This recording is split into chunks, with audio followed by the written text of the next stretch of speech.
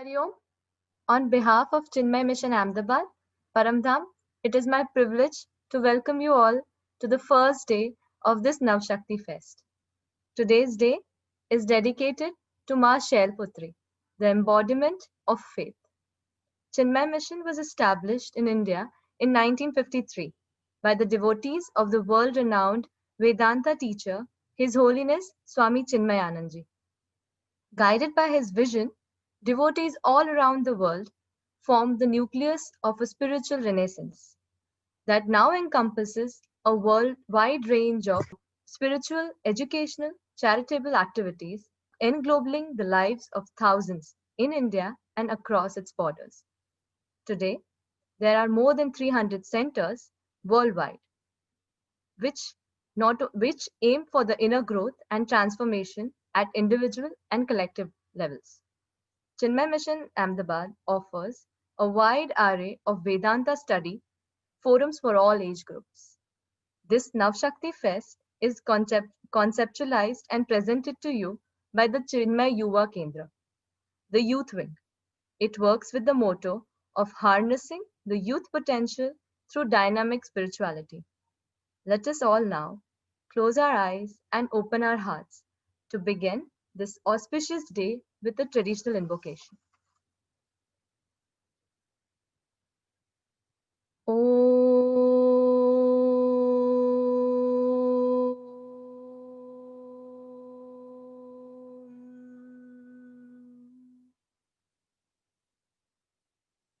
समस्त जन कल्याणे निरतं करुणामयं नमामि चिन्मयं देव सद्गुरु ब्रह्मविद्वरं सर्वमंगल मांगल्ये शिवे सर्वार्थ साधिके शरण्ये त्र्यंबके गौरी नारायणी नमोस्तुते नारायणी नमोस्तुते नारायणी नमोस्तुते. We have an interesting video prepared by our Czech. जब मैं श्रद्धा गुण के बारे में सोचती हूँ तब मुझे मेरी नानी की झलक दिखाई पड़ती है। किस तरह से उन्होंने मुझ में यह गुण इतिहास की बातों और कहानियों के जरिए से उतार दिया। हमारे संस्कृति के कितने भिन्न पहलू और सूक्ष्म रूपी ज्ञान इन्हीं कहानियों में है और यह कितना कुछ सिखा जाती है। श्रद्धा इनमें से एक है। जिस तरह वानर सेना ने राम नाम लिखे हुए पत्थर से सेतु बनाया और एक छोटी सी गिलहरी की भी श्रद्धा भगवान पर ऐसी थी कि एक लंका तक सेतु बन गया और पत्थर डूबे भी नहीं। जिस तरह ध्रुव को भगवान विष्णु के ऊपर श्रद्धा थी कि वो मेरी इच्छा पूरी करेंगे और वो दूसरों को दिशा बताने वाला ध्रुव तारा बन गया। जिस तरह भक्त प्रहलाद को एक पत्थर के स्तंभ पर श्रद्धा थी कि भगवान सब में और भगवान स्वयं प्रकट हुए। सारी कठिनाइयों से गुजरते हुए भी प्रहलाद की श्रद्धा और भी बढ़ती गई। सुदामा को अपने मित्र श्री कृष्ण के ऊपर श्रद्धा थी कि वो सब जानते हैं, तो फिर मैं उनसे क्या मांग सकता हूँ। उन्होंने हमेशा मेरा ध्यान रखा है और आगे भी रखेंगे। द्रौपदी को श्रद्धा थी कि श्री कृष्ण उन्हें बचाने जरूर आएंगे। सावित्री को अटूट श्रद्धा थी कि वो अपने पति सत्यवान को मृत्यु के मुंह में से यमलोक से वापस ला सकती है। और मीराबाई, जिन्हें लोगों ने लाख तंग किया, जहर देकर मारने की कोशिश की, लेकिन उनकी श्री कृष्ण पर श्रद्धा वैसी ही रही। हम अपने इर्द गिर्द देखें तो पर्यावरण में पशु पक्षियों में भी श्रद्धा महसूस होती है। जब चिड़िया के बच्चे अपनी माँ की प्रतीक्षा में मुंह खोलकर घोंसले में बैठे होते हैं और जब छोटे बंदर अपनी माँ को कसकर पकड़ते हैं और माँ एक डाली से दूसरी डाली पर छलांग लगाती है, जब शेरनी अपने बच्चों को एकदम नाजुकता से गले से पकड़ लेकर जाती है। हम रोज सुबह एक विचार से उठते हैं कि आज तो कितना कुछ करना है और उसी दौरान हमारा शरीर भी अपनी सारी क्रिया अपने आप बिना हमारे होश के कर लेता है। लेकिन श्रद्धा दोनों में एक ही है कि हम और जिएंगे। लेकिन फिर भी कभी कभी ऐसी कठिनाइयों का सामना करते हुए हम थोड़े ढीले पड़ जाते हैं और हमारी जिंदगी से जुड़ी हुई ये सारी चीज़ों को जो श्रद्धा देती है भूल जाते हैं। हमें यही चीज़ को याद रखना है कि जब हम माँ की कोख में थे तब भी हमारे लिए सब उपस्थित था और आज जब हम इस दुनिया में हैं तब भी हमारे लिए सब उपस्थित है।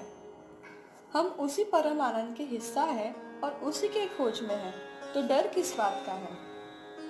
नवरात्रि के पहले दिन को माँ शैलपुत्री की आराधना होती है, जो हिमावन की पुत्री और शिवजी की अर्धांगिनी है। देवी शैलपुत्री अपने पूर्व जन्म में सती के नाम से जानी जाती थी और यह तब भी भगवान शिव की अर्धांगिनी थी, परंतु शिवजी का अपमान न सहन करने के वजह से इन्होंने अपना देह अग्नि में त्याग दिया था। देवी शैलपुत्री का गुण श्रद्धा है, क्योंकि इन्होंने कड़ी तपस्या से शिवजी को प्राप्त किया और स्वयं का भाग्य बदला।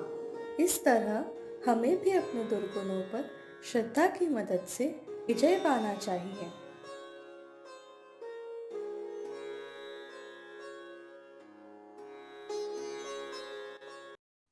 Thank you so much, Yuva Kendra, for that lovely video.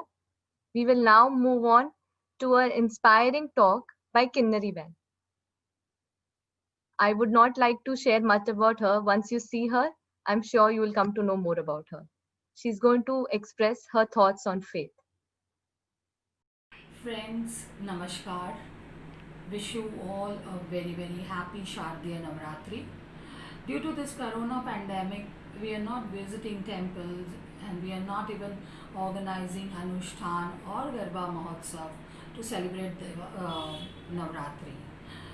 However, I really would like to congratulate the team of Chinmaya Mission who have thought of designing Navratri without borders. So big, big congratulations to the team of Chinmaya Mission. I'm Kinnari Desai. I have been working with Blind People's Association since 20 years. Friends, there are several forms of faith.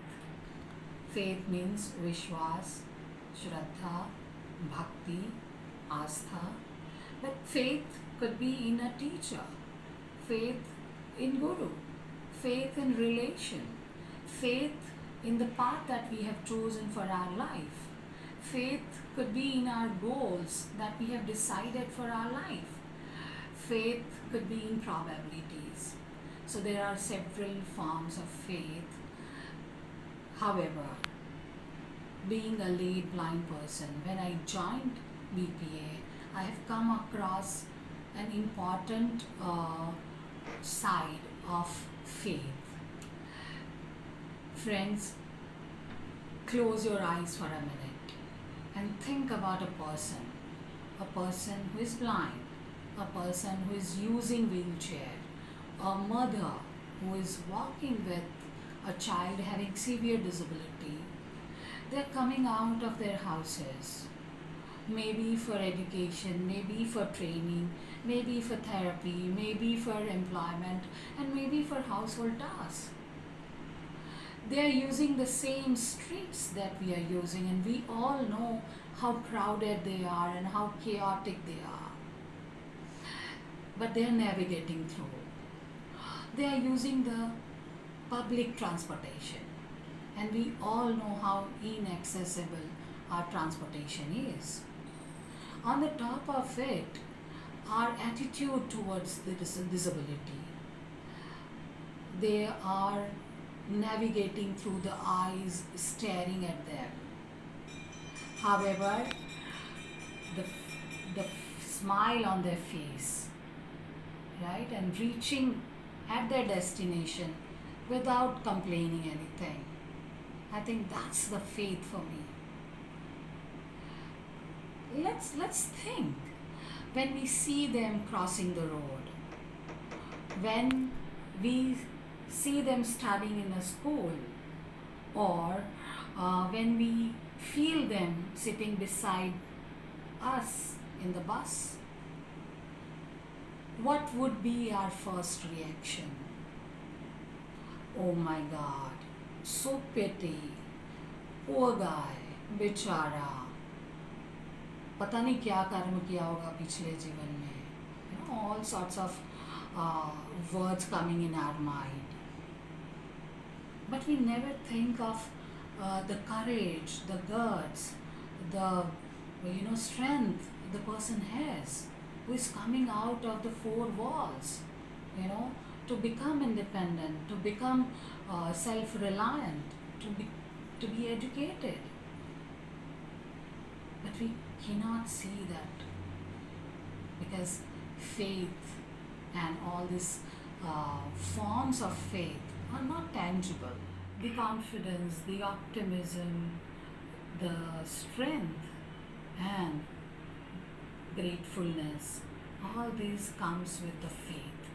Faith in the skill, faith in teacher, faith in transformation, faith for the path that they have chosen is helping them to gain all these characteristics, and all this power is due to faith. Think about the mother who is walking along with the child having severe disability.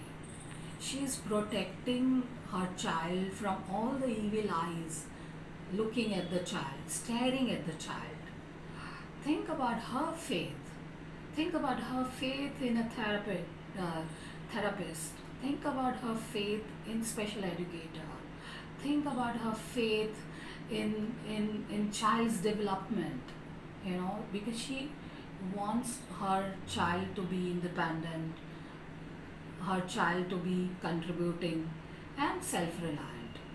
So her faith is really invisible, but that strength coming from the faith is very important for us. Friends, on the very first day of Navaratri, we worship Mata's Shailaputri.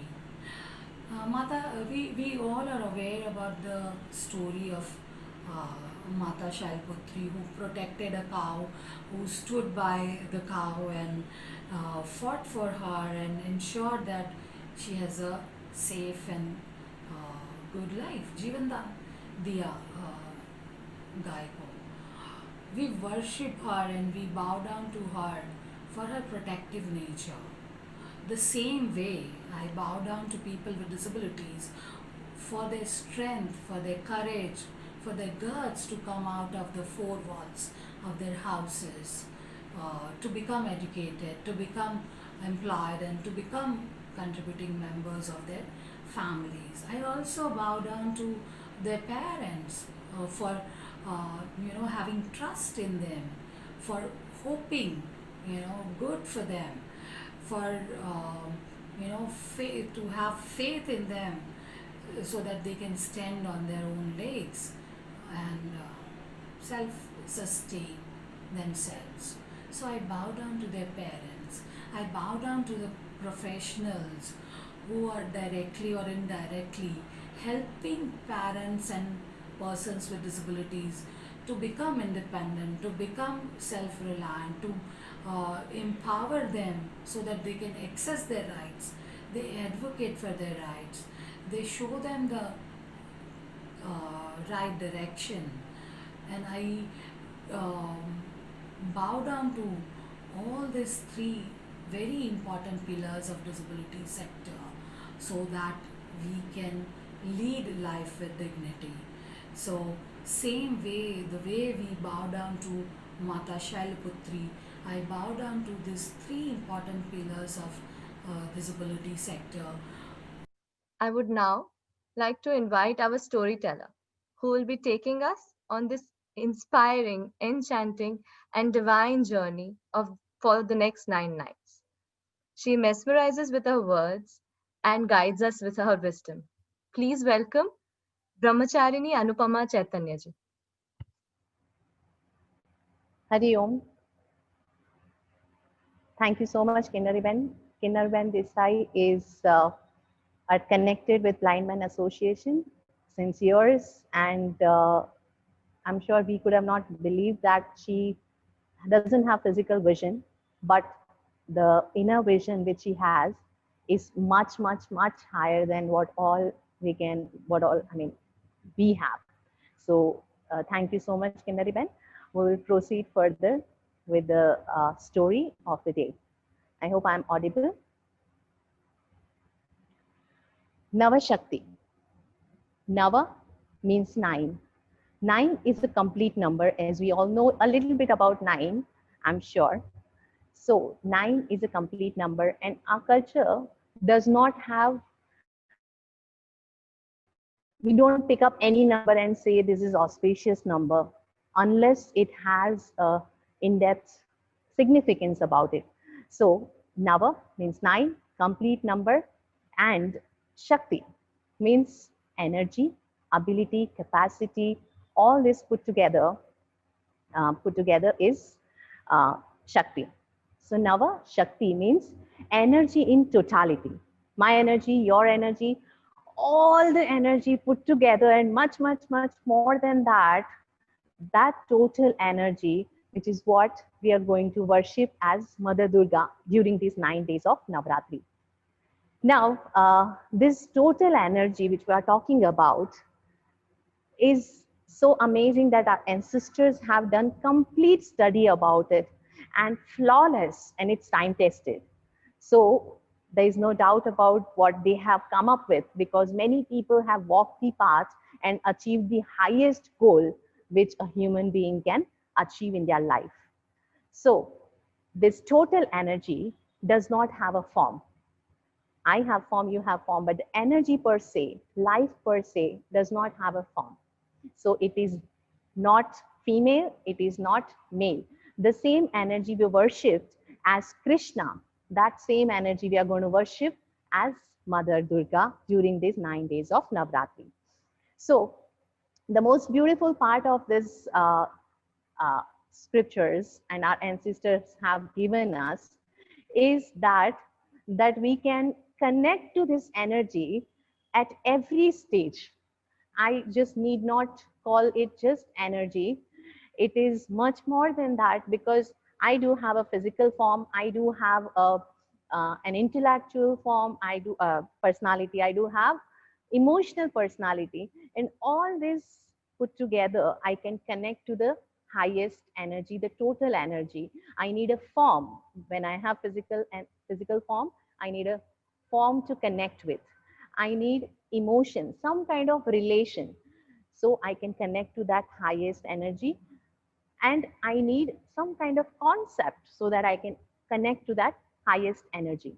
So they have given us so beautiful ways to connect. We can have any relation which we want with this total energy. We can call this energy as Father, Krishna. We can call him as our friend, Krishna, or we can call her mother, like Durga. So we can have any relation which is our choices with this energy and get connected to this energy and achieve whatever we want to achieve. And best part is we can achieve the highest which is possible in human life. So this total energy, what we will be calling Mother Durga, Ma took avatar. She manifested. She manifests to teach us a lot of things, and through her stories we can learn a lot of things and put in our lives. So she manifested once upon a time as Sati. Sati is daughter of Daksha Prajapati, the king Daksha Prajapati, who is son of Brahmaji, the creator of universe himself. At her place, Sati is born. Princess Sati, most beautiful and charming as she was, her father wanted the best groom for her, but Sati loved Shiva, and she loved so much so that she didn't she didn't listen to her father, and she got married to Shiva. Of course, Daksha did not like. Who would like a groom who is smeared with ashes all around his body and has big jhata and has got, he doesn't have house, is moving around in cremation ground, sometime in mountains, almost all the time immersed in meditation. So Daksha did not like, but Sati was very focused, very firm, and she wasn't rebel, by the way. She was firm, and she got married to Shiva. Now, once it happened that Shiva and Sati got married, and Shiva was present in the court of Indra, where Daksha entered, and everybody rose from their seat, gave respect to him, but Shiva did not get up from his seat because he was immersed in meditation. He was reveling in the immense joy, remembering the Lord in his heart, Rama, and he was just not conscious about what's happening in outside world. So he did not get up. And this was a major insult for Daksha. Daksha considered to be a great insult, and he decided to take revenge. This incident got over, and further few days passed. Once Shiva took Sati to know about Lord Rama to a great sage, but Sati was not very much keen and she did not have faith. So she did not have faith in her husband's faith, Lord Rama. So she even tried to test Lord Rama by becoming Sita, taking Sita's form, and she miserably failed. On this, she felt really guilty. When she came back, Shiva asked what happened, but Sati was not ready to share. But Shiva knew what happened. So then afterwards, Sati lost peace of her mind. They went to Kailas. Shiva was cool, smart husband. He did not say a word. He rather consoled her, tried to divert her mind, but nothing helped Sati. She wasn't able to get peace of her mind back. And suddenly she sees there are so many planes moving around, and all these planes are going towards her father's house. And what is this happening? She asked Shiva, and Shiva said that your father has purposely not invited us to take revenge. So it is not right to go there. But Sati, because she was disturbed, she insisted that I would love to go after all. He's my father. I can go uninvited. And Shiva sends her with all that he knew of his, the Bhutagana and Nandi. Sati goes there. She goes there and she sees that she is humiliated, insulted. Nobody is looking at her, her father, her sisters. Nobody is giving her any attention, as though she is like uninvited, as Shiva said. And she couldn't bear this. More than that, Shiva was insulted. Shiva, being God, should have given a proper seat, even though he wasn't there. But Shiva was also insulted. This Sati could not stand, and Sati decided to give up her life. She invokes the fire with her with the powers she had, and she gives up there and there her form. Shiva is really disturbed knowing this, and he gets into his meditation for never coming back in the worldly life. Here, the other side, demon Tarakasur is becoming stronger and stronger, and he is being havoc because he has got a boon from Brahmaji that only Shiva's son can kill. And he knew that after Sati, Shiva is not going to get married. So Devatas are all concerned what's happening. They don't understand, and they wanted some solution for this. And they requested Mother to please take birth again, because other than you, Shiva is not going to get married to anybody. And Mother takes birth at Himavan, the king of mountains, Himalayas. At his place, Mother took birth. Now, any mountain in Sanskrit is called Shaila, and Putri is daughter. So that is why Mother is known as Shaila Putri. Another famous name is Parvati, because she is Parvat's daughter. So that's how she got a name, Shaila Putri. Again, she's Mother herself and incarnated as Parvati, Shaila Putri. She was most charming and beautiful and loving, caring. She was giving a lot of love and joy to her parents as she was growing. And one day, sage Narada walks into the house, and he sees Parvati and recognizes and tells her what is the purpose of her life and why has she born in this world, and explains her parents also. And Parvati ji listens very attentively with great faith in the sage. She considered her as her guru, and she understands. She had faith and minded. Faith is not blind. Faith is, as Puja Gurudev says, it's an intellectual conviction. So she understood what Naraji said, and then she decided firmly that this is my path. I'm going to walk and I'm going to achieve what I have come for. So she knew purpose of her life, and then she talks to her parents. Of course, no parents would like their child to do great penance like this, which is so tough. So they refused, but Parvati again was very firm and not rebel, convinced her parents and decided to go for austerity. Now, the next part of the story we will see tomorrow, but today, let's see what is our take, our learning from this story. First of all, Sati gave up all her doubts, negativities, guilts, and regrets, and everything that she had. And then she discovered a new faith. So that's what even we need to do, discover a new faith within us, faith within ourselves first, and faith in sages, gurus, faith in elders. So this is what is required first to find a new faith. And that's what she found, intellectual conviction. Now, it is very necessary that our intellectual conviction is correct, because we may have conviction about something wrong. A terrorist also has conviction, but it doesn't take him to uh, the highest joy.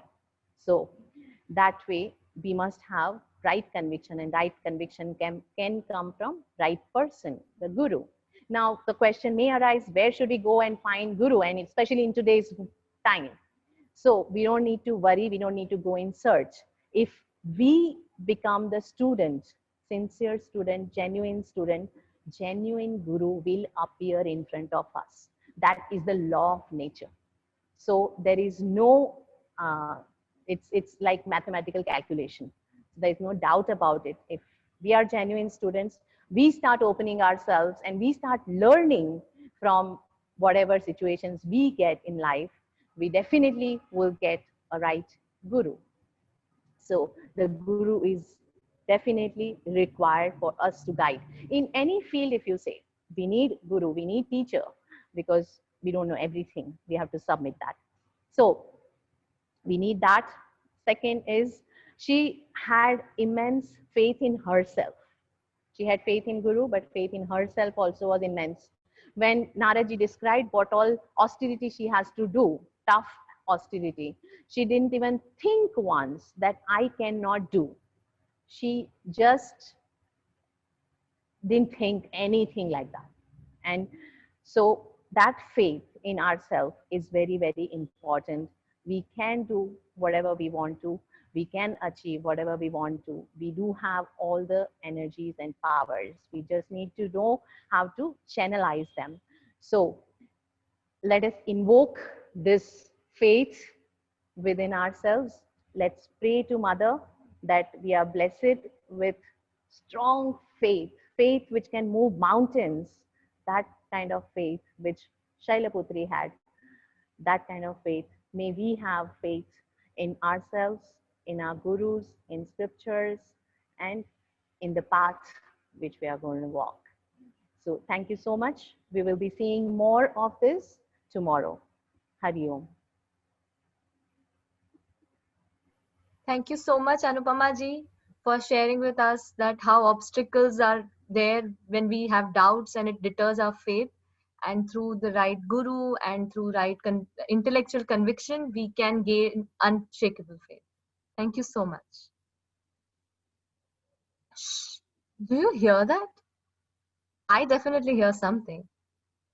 Why don't all of you switch off your videos and put on those earphones?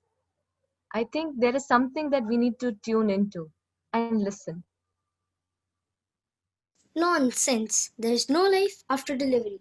What kind of life that could be? I don't know, but there will be more light than here. Maybe we will walk with our legs and eat with our mouth. Maybe we will have other senses that we don't understand now. That's absurd. Walking is impossible, and eating with our mouth? Ridiculous. The umbilical cord supplies nutrition and everything we need. But life after delivery is to be excluded. Well, I think there is something, and maybe it's different than here. Maybe we won't need this physical cord anymore. Nonsense. And moreover, if there is life, then why no one ever come back from there? Delivery is the end of life. After delivery, there is nothing but darkness and silence and oblivion. It takes us nowhere. Well, I don't know. But certainly we will meet Mother and she will take care of us. Mother, mother, that's laughable. If mother exists, where is she now? Why can't I hear her? She's all around us. We are surrounded by her. We are of her. It is in her that we live. Without her, the world would not exist. Well, I don't see her, so it is only logical that she doesn't exist. Sometimes, when you are silent and you focus and listen, you can perceive her presence. You can hear her loving voice calling down to us from above. Continue to perceive Mother's presence all around you. We are in Mother. We are of her. She is always watching over us. She is always there to take care of us. Can you perceive her presence? Ya Devi Sarvabhuteshu Shraddharupe na samstita Namastasye Namastasye Namastasye Namo Namah. Thank you everybody for joining in today. Before we depart and see each other tomorrow, we have designed tasks for every day. The task will be posted on the WhatsApp group that I hope everybody is a part of. If not, an email would have been sent and you can join it through the link in it. So for today, the first day, the task that we have, I am just sharing it. You will be getting it as a message also, but it's just for you to start thinking about it. It is for you to reflect and think, where all do you experience faith? Where all do we see faith and experience faith in our everyday life? Like when we are driving back in a cab and we believe that the driver will take us to the destination without hurting us or without any problems. And when we wake up in the morning, we have faith that we'll walk on our 2 feet and everything will be just as it was when we slept last night. Likewise, I request all of you to reflect and think, where all do you experience this faith? You can share this as a list in the WhatsApp group or on Facebook with the hashtag Navashakti Fest. Thank you so much, and I'll be seeing all of you tomorrow. We need to continue with the beautiful story. Om Purnamada Purnamida Purna Purnamujatyate Purnasya Purnamadaya Purnameva Vashishyate. Hari Om Shri Gurubhyo Namaha. Hari Om.